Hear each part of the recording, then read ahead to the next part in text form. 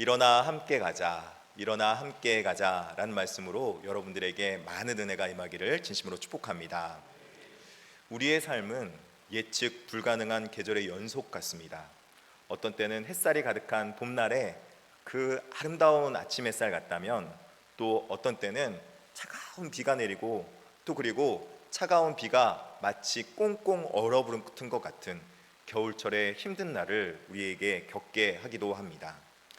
우리에게 종종 이런 좋지 않은 일이 생기면 우리는 때로는 이런 모든 일이 끝났구나, 이제 모든 것이 끝났구나 하고 여길 때가 많이 있습니다. 그래서 절망에 빠지고 때로는 마음이 무너져서 하나님 앞에 나아가는 것도 힘들고, 또 그리고 여러 가지 일들을 행하는데 마음속에 어려움으로 인해서 힘듦과 부침을 겪을 때가 굉장히 많이 있습니다. 이것은 영적인 문제이기 때문에 어떠한 환경에 변화를 준다고 해도 잘 바뀌지 않고, 우리가 이런 상황을 타개하려고 해도 잘 이런 상황을 빠져나올 수 없는 그런 어려움 속에 빠질 때가 굉장히 많이 있습니다.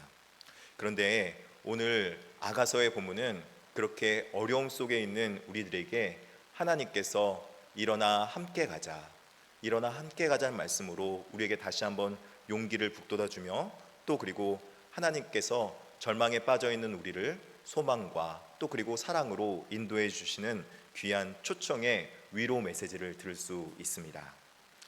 아가서는 우리가 보기에는 시편의 한 구성으로 또 남녀간의 사랑 이야기처럼 들리겠지만, 이 아가서는 남녀간의 사랑 이야기만을 이야기하고 있지는 않습니다.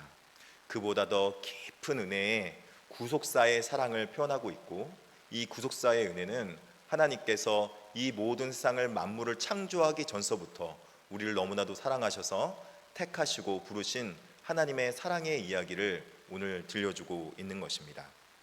그런데 그 이야기를 들려줄 때 솔로몬이라는 화자, 솔로몬이라는 사람 왕이 말을 하고, 또 그리고 술람미 여인이라는 그 여인이 수신자, 즉 듣는 자로서, 청자로서 있지만, 원래 이 이야기의 화자와 청자, 수신자는 예수 그리스도가 수신자이고 화자이고, 그분의 교회된, 그분의 신부된 교회가 바로 청자, 즉 수신자로 표현되는 것이 맞습니다. 이것을 은유적으로 표현하기 위해서 솔로몬과 술람미 여인을 들어서 사용하고 있는 것이죠. 그렇다면 궁금한 것은 이 솔로몬 왕과 술람미 여인이 어떤 사랑을 나눴기에 이 그리스도의 사랑과 비견되고 그리스도가 교회를 사랑하는 것이 얼마나 위대하고 얼마나 많은지를, 그 이야기를 하고 있는지 우리는 좀 알아볼 필요가 있는 것 같습니다. 솔로몬 왕이 사랑한 술람미 여인은 도대체 어떤 여인이었을까요? 성경에 의하면 이 술람미 여인은 그냥 일반 중동에 있는 여인이 아닙니다. 햇빛에 그을린 시골에 있는 포도원 직이었습니다. 그녀의 피부는 검게 그을려서 마치 게달의 장막 같다, 그렇게 표현하고 있습니다.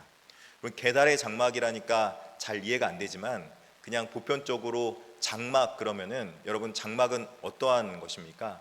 텐트이죠. 그래서 비바람을 맞고 뜨거운 태양빛을 가릴 수 있는 것이 바로 장막입니다. 이 게달의 장막은 그래서 검고 두꺼운 천을 갖고 있는 아주 그 뻗신 가죽 같은 그런 성질인 것이죠. 그 여인의 피부가 여러분 곱디고 뽀해야 되는데 게달의 장막과 같다 그러면은 여러분 칭찬일까요? 아니면은 조금 낮추는 말일까요? 제가 보기에는 오늘 보면 아유 피부가 게달의 장막 같아요. 그러면 이게 지금 이게 나를 놀리는 건지 뭐한 건지 참 오해 살 수 있을 것 같아요. 근데 성경은 거짓말을 할 수 없기 때문에 그냥 솔직하게 게달의 장막 같구나 그렇게 표현하고 있는 거예요. 그리고 또 보면은 다른 부분을 표현할 때는 다리 부분을 표현할 때 굉장히 두텁고 그리고 장단지가 막 굵구나 막 이런 얘기가 아가서에 나옵니다. 여러분 사실 남자한테 장단지가 굵고 다리가 튼튼하거나 그러면 너무 좋을 텐데, 여성분들에게 칭찬하는 말로 장단지가 굵으시고 참 튼튼하시구려 그렇게 말을 하면은 여러분 혹시라도 집에 가셔서 혼날 수 있습니다. 그런 말은 절대 아내분에게 하지 마시고, 아는 지인한테도 마음속에는 갖고 있어 절대 그런 말 하시면 안 됩니다. 그렇듯이 지금 이 여인의, 술람 여인의 모습은 우리가 보편적으로 생각하는 그런 아름다운 모습이 아니에요. 우리가 보편적으로 생각하는 그렇게 이쁜, 세상이 말하는 미의 기준에 합당한 여인이 아닌 거예요. 그런데요, 이 솔로몬 왕은 이 술람 여인을 너무나도 사랑하는 거예요. 너무나도 이 술람 여인을 어여삐 본 거예요. 그래서 그냥 부족해 보이고 왕으로서 그 여인을 사랑하기 합당하지 않을지 몰라도 그 여인을 사랑하기로 작정하신 거죠. 그래서 그 여인이 너무나도 어여쁘고 사랑스럽다, 그렇게 표현하고 있는 것입니다. 심지어는 그 여인의 환경들은 가시나무 가운데 백합과 같다 말합니다. 근데 감사한 것은 그럼에도 불구하고 그 술람 여인이 사랑받기에 합당한 것은 가시나무 가운데 그 마음만은, 그 본질 중심만은 백합과 같이 아름답고, 또 그리고 그 마음 가운데 순결한 마음같이 마치 모량의 향락 같고 고베라 송이 같다, 마음은 사랑하는 비둘기 같다, 그렇게 표현합니다. 마음만은 부드럽고 온유하며 순전하다고 말하고 있는 것이죠. 정결하다고 말하고 있는 것이죠. 모락의 향락 같다, 그렇게 말하고 있는데 모량은 아주 향기로운 귀한 향품입니다. 그런데 향락은 부족하더라도 그 안에 있는 모량만큼은 아주 귀한 거기 때문에 마치 그 여인의 마음은 귀한 모략 같은 향내가 난다, 그렇게 표현하고 있는 것이죠. 그래서 이 솔로몬은 이 여인의 아름다움을 노래하며 이 아름다운 여인과 함께 하고자 했습니다. 마음의 중심이 순전하고 아름다우며 나의 동산 잠긴 생각 같으며 봉한 우물과 같다라고 존귀하게 여기고 있는 것이죠. 이러한 모습은 하나님의 사랑을 받은 바로 우리 교회가 순전히 은혜 받은 모습과 동일하다고 보면 될 것 같습니다. 죽어 마땅하고 죄악으로 말미암아 더러워졌던 우리의 모습을 하나님께서 의롭다 칭하시고 우리를 너무나도 사랑한다, 나와 함께 가자 말씀하시며 하나님의 그 부르심의 초청으로 우리를 부르고 있는 것입니다. 비천한 존재이며 하나님께서 사랑받기에 합당하지 않은 그런 존재를 하나님의 무한하신 사랑으로 베풀어 주려고 하시는 그 사랑이 있다는 것입니다. 솔로몬의 그 술람 여인의 사랑을 보면은 조건을 보며 사랑하는 것이 아니라 그 조건에 합당하지 않을지라도, 그 왕이라는 조건에 합당하지 않을지라도 무한하신 사랑으로, 한계가 없는 사랑으로, 변함없는 신실한 사랑으로 우리 교회를 사랑하기로 작정한 그 사랑이 이 교회 가운데 술람미 여인을 통하여서 표현되어지고 나타내 보여주고 있다는 사실입니다. 그렇다면은 이런 겉의 외모가 중요하지 않고 우리 내면의 아름다움이 하나님의 은혜 받을 자격이고 그런 하나님의 은혜 받을 조건이라면, 그렇다면은 그 지고지순한 사랑이 우리에게 이루어질 때 우리는 어떠한 반응으로 하나님 앞에 나아가는 것이 아름다운 모습일까요? 정말 그렇게 아름다운 반응의 모습일까요? 오늘 말씀은 그 첫 번째 응답으로 일어나 함께 가자는 메시지를 통해서 우리에게 왜 일어나 함께 가야 되는지 말씀해 주고 있습니다. 2장 10절과 11절인데 우리 같이 한번 읽어보겠습니다. 시작. 나의 사랑하는 자가 내게 말하여 이르기를 나의 사랑 내 어여쁜 자야 일어나서 함께 가자. 겨울도 지나고 비도 그쳤고. 아멘. 너무나도 사랑하고 어여쁜 자야, 그렇게 말하고 있는데 일어나서 함께 가자, 너무나도 사랑한다, 그렇게 말하고 있는데 그 일어나서 함께 지금 가야 될 이유가 무엇이냐고 묻는다면은 사랑하기 때문에도 있지만 그 뒷부분 11절에 나와 있는 그 이유를 분명히 말씀해 주고 있습니다. 왜 일어나서 함께 가야 됩니까? 지금 11절에 보면 겨울도 지나고 비도 어떻게 했다고요? 그쳤다, 그렇게 말하고 있습니다. 성경은 우리의 삶에 여러 가지 상황들을 종종 계절에 비유하곤 합니다. 여기서 겨울과 비는 단순하게 계절을 뜻하는 말이 아니라 우리 삶에 불현듯 어느 때 엄습해오는 고난과 아픔과 좌절, 우리가 방어하고 싶고 우리가 거부하고 싶지만 정말 우리가 어떻게 할 수 없을 정도로 물밀듯이 물려들어오는 계절처럼 우리가 방어할 수 없을 때 그렇게 틈타 들어오는 그 겨울의 계절, 또 그리고 우리가 막을 수 없지만 한없이 내리는 그 비처럼 우리에게 그런 어려움의 시간들이 우리에게 있다는 것을 말씀해주고 있다는 것이죠.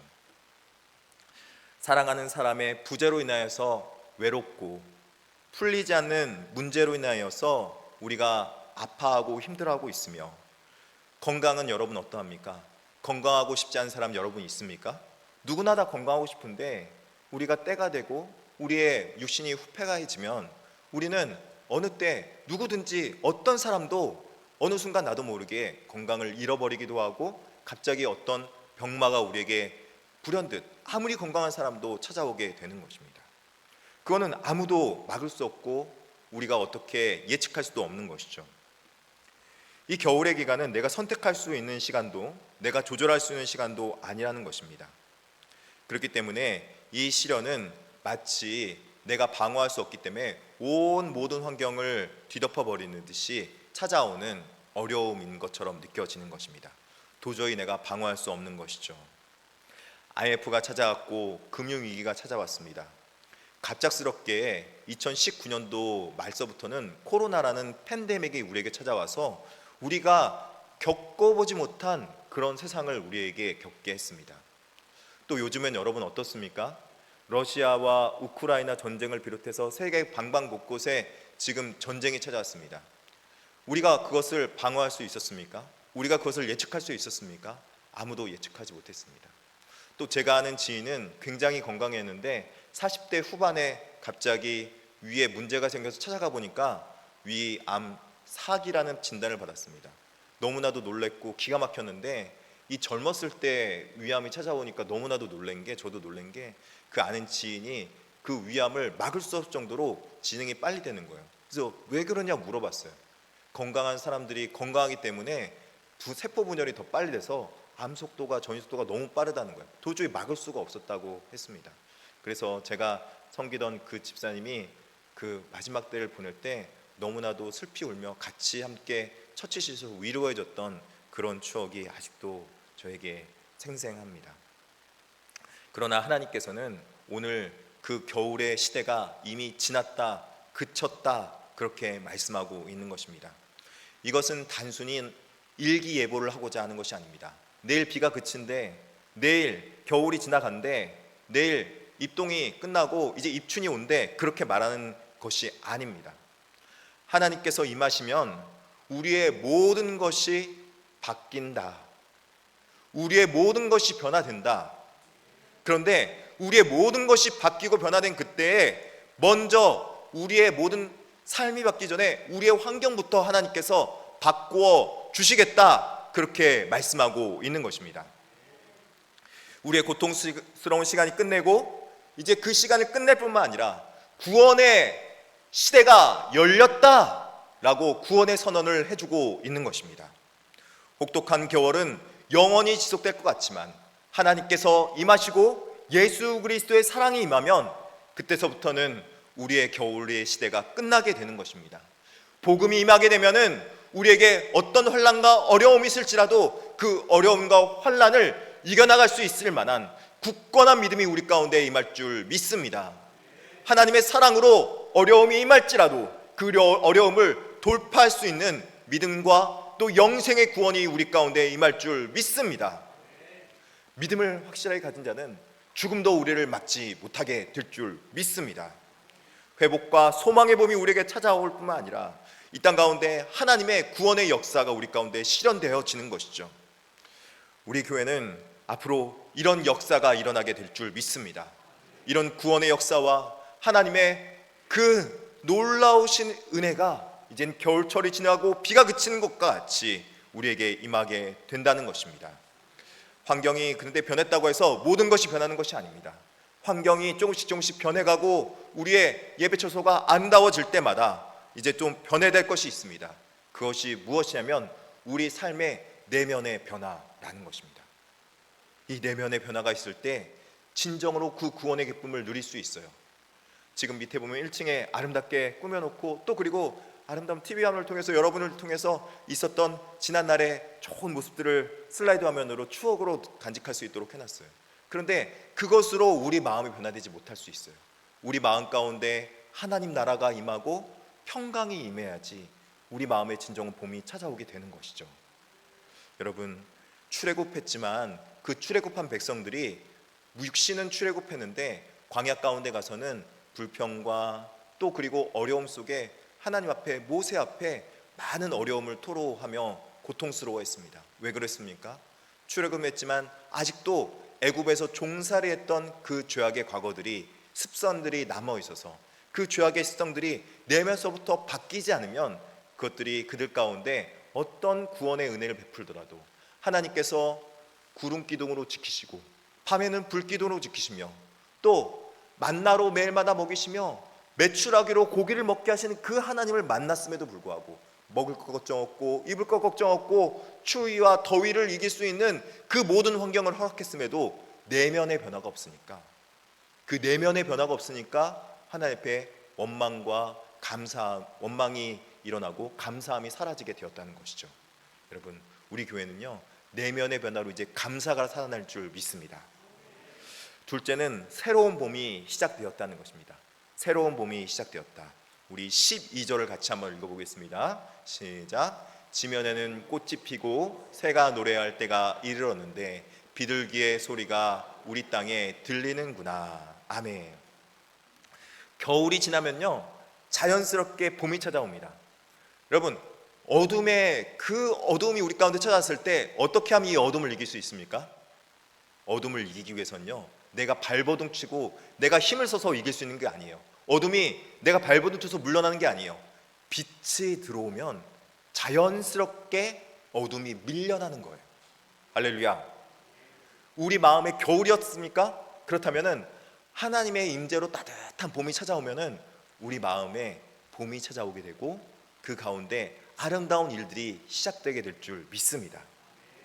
그런데 여기서 말하는 봄은 조금 더 독특한 특징을 가지고 있어요.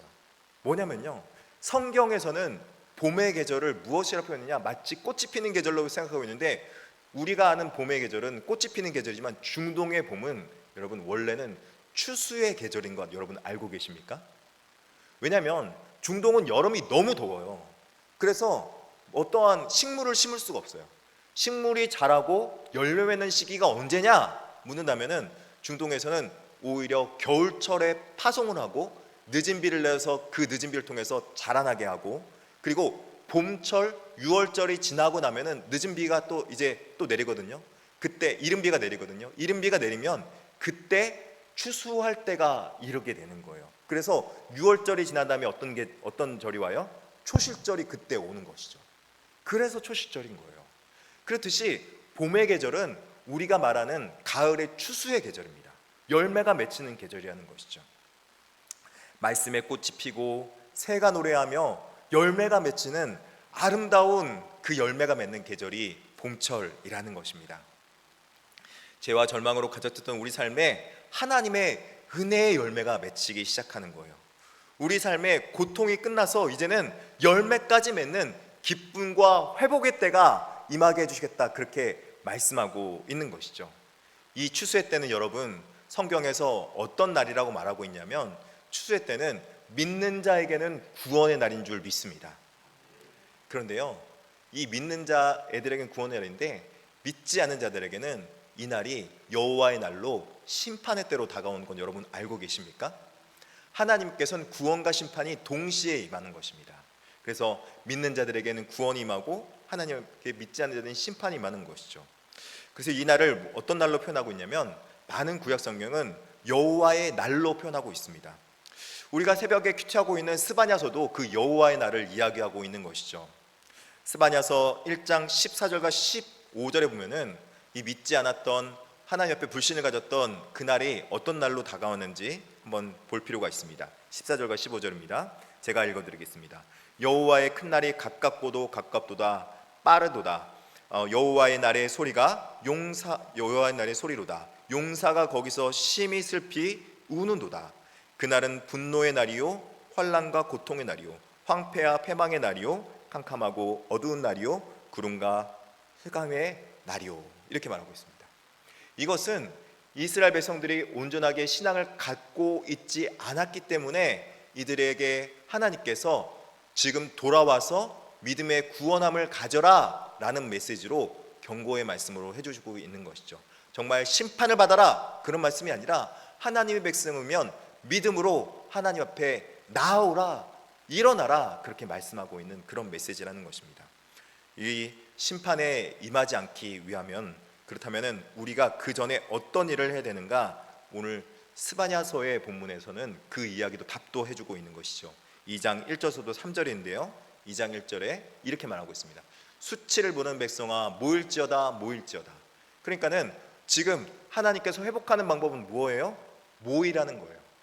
회개할 수 있도록 마치 사무엘이 미스바 광장에서 이스라엘 백성들 다 같이 모아서 하나님 앞에 모여서 회개하고 블레셋과의 전투에 나갔을 때 승리를 얻었던 것처럼 모여라, 모여서 회개의 놀라운 은혜를 경험해라, 그렇게 말씀하고 있는 것이고, 2절 명령이 시행되어 날이 겨같이 지나가기 전, 여호와의 진노가 너희에게 내리기 전, 여호와의 분노의 날이 너희에게 이르기 전에 그리할지어다, 이렇게 말씀하고 있어요.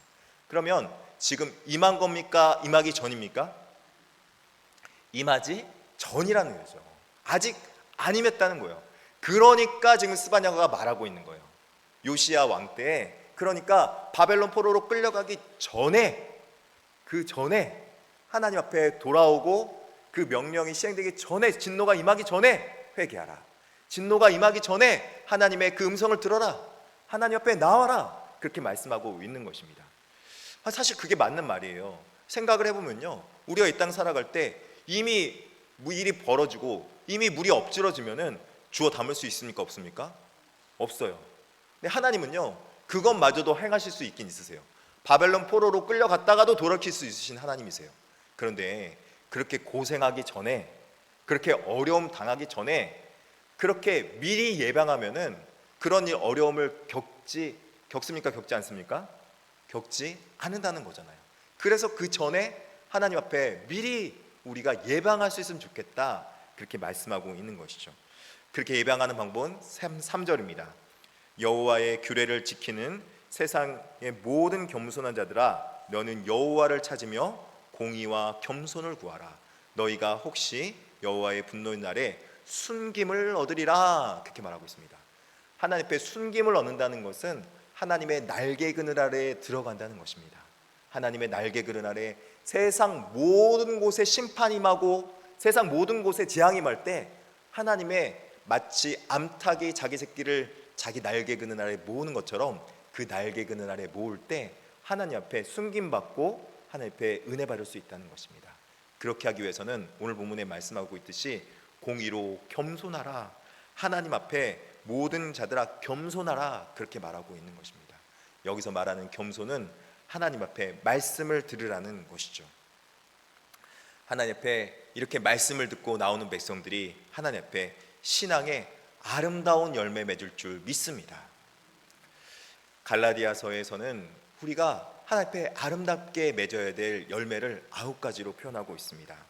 사랑과 희락과 화평과 오래 참음과 자비와 양성과 충성과 온유와 절제니, 그렇게 말하고 있습니다. 성령의 이 9가지 열매는 우리에게 많은 은혜를 베풀어 줍니다. 내가 사랑으로 먼저 그 사람에게 다가갈 수 있는 넉넉한 마음과, 그리고 하나님의 기쁨이 내게 임해서 세상의 기쁨이 아니라 더 큰 하나님의 기쁨으로 기뻐할 수 있는 그 기쁨을 누릴 수 있도록 우리에게 해주는 것이며, 또 화평함으로 내 이웃과 용서할 수 있고 가족들도 화평으로 대할 수 있는 넉넉한 마음. 여러분, 하나님 앞에 신앙의 열매가 맺으면요, 가족들이 화평해지는 거예요. 오래 참음이요, 우리가 인내하면서 하나님 앞에 이 땅에서부터 하나님의 아름다운 신앙의 열매를 맺으며 살아가게 된다는 것이죠. 그리고 자비로움과 양선을 통해서 하나님 앞에 어려운 이웃들을 도울 수 있는 선한 일을 할 수 있는 백성이 될 줄 믿습니다. 이처럼 하나님의 아름다운 성령의 열매는 우리에게 많은 은혜를 베풀어 주시는 것입니다. 이런 일을 할 수 있도록 하나님께서 우리를 부르신 줄 믿습니다. 여러분, 교회를 나오시는 것은 너무나도 감사합니다. 근데 우리 교회 나올 때 교회를 나오는 것뿐만 아니라 교회를 나오셔서 예수님을 인격적으로 만나길 진심으로 축복합니다. 제가 여러분을 위해서 정말 진심으로 기도하고 간구하는 것은 여러분들이 예수 그리스도를 인격적으로 만나서 교인에 멈추는 것이 아니라 진정한 하나님의 복받은 은혜받은 백성이 되기를 정말로 기도하고 있습니다. 우리 용인중학교의 성도님들은 우리 장로에서부터 권사님, 안수집사님까지 그런 성도님들이 정말 많이 있습니다. 성품이 좋으시고 또 그리고 정말 다른 사람들에게 자비를 베풀 줄 알며 온유할 줄 알며 또 다른 사람들을 먼저 사랑해 줄 줄 아는 그런 아름다운 교회, 우리 용인중앙교회가 그런 교회인 줄 믿습니다. 일어나 함께 가기 위해서 13절과 14절에 그래서 일어나 함께 가자 말씀하고 있는 것이죠. 우리 같이 한번 읽어볼까요? 무화과 나무에는 푸른 열매가 익었고 포도나무는 꽃을 피워 향기를 토하는구나. 나의 사랑, 나의 어울픈 자야, 일어나서 함께 가자. 바위 틈 낭떠러지 은밀한 곳에 있는 나의 비둘기야, 내가 내 얼굴을 보게 하라. 내 소리를 듣게 하라. 내 소리는 부드럽고 내 얼굴은 아름답구나. 아멘. 그냥 간드러진 이야기를 너무나도 그냥 이렇게 해주니까 너무나도 닭살 돋을 것처럼 너무 좋은 것 같기도 하고 그래요. 오늘 보니까 나의 비둘기야 그러면서 왜 일어나라고 하냐면요, 바위 틈 낭떠러지 은밀한 곳에 있기 때문에 그런 거예요. 우리는요, 하나님을 만나지 못한 인생은 바위 틈 낭떠러지에 같은 인생과 마찬가지라는 거예요. 그래서 그 바위 틈 낭떠러지에서 허우적대면서 누가 나 좀 도와줬으면 좋겠어, 누가 나 좀 이렇게 세워줬으면, 누가 나 좀 이렇게 그 바위 틈 낭떠러지에서 건져줬으면 좋겠어 하고 외치고 있다는 거죠. 근데 그 소리를 말은 못하고 우리 마음속에서 누가 나 좀 도와줬으면 좋겠어, 내 영혼에 구원이 좀 임했으면 좋겠어, 마음속에서부터 외치고 있는 거예요. 겉모습은 다 똑같아 보여도요, 아무리 돈이 많아도요, 아무리 권력을 가졌어도요, 아무리 일상의 모든 걸 가졌어도요, 그 마음속에 외침과 울림이 그 마음속에 있는 거예요. 누가 나 좀 건져줬으면. 그런데 그 누가 나 좀 건져줬으면 그때 하나님께서 이렇게 말씀하는 거죠. 일어나 함께 가자. 내가 내 소리를 듣기 원한다. 기도를 듣기 원하시는 하나님이시라는 거죠. 내 소리는 부드럽고 내 얼굴은 아름답구나. 내가 너를 어여삐 보기로, 내가 너를 의롭게 여기기로 작정하셨다는 것이죠. 그래서 일어나 함께 가자라고 말하고 있는 것입니다. 복음의 좋은 소식입니다. 일어나 함께 가자는 말은, 일어나다는 것은 좋은 날이 왔다, 복음이 왔다, 이제 좋은 날이 왔다 라는 말이라는 것입니다. 이제 듣는 자가 어떤 상황에 있든지 어떤 환경에 있든지 하나님의 말씀으로 일으키기로 작정하시면 아무리 넘어져 있던 자도, 아무리 쓰러져 있던 자도 하나님의 말씀으로 일어날 수 있고 힘을 낼 수 있으며, 하나님 앞에 힘을 낼 뿐만 아니라 하나님이 거룩하게 높이 들어 사용할 수 있는 존재가 될 수 있다고 말씀해 주고 있는 것입니다. 그래서 다윗은 그 낮고 낮은 목동의 일을 하다가 하나님 앞에 존귀하게 쓰임받는 리더가 될 뿐만 아니라 왕으로까지 쓰임받을 수 있었던 것입니다. 요셉이 저기 저 밑에 저 지하 감옥에 있을 때 그때서부터 하나님과 동행해서 하나님 앞에 총리로 애굽에서부터 쓰임받을 수 있었다는 것입니다. 내 힘으로가 아니라 하나님께서 말씀하시면, 하나님께서 그 말씀의 음성에 응답하면, 순종하면 그 모든 것들이 이루어질 수 있다고 말씀해주고 있는 것입니다. 사랑하는 성도 여러분, 이제는 신앙생활에 단순히 매너리즘에 빠지지 마시고 하나님 앞에 그 음성을 들으시고 비둘기같이 돌아올 수 있길 바랍니다. 여러분의 모든 삶의 환경이 변화되고 여러분의 모든 환경이 변화될 줄 믿습니다.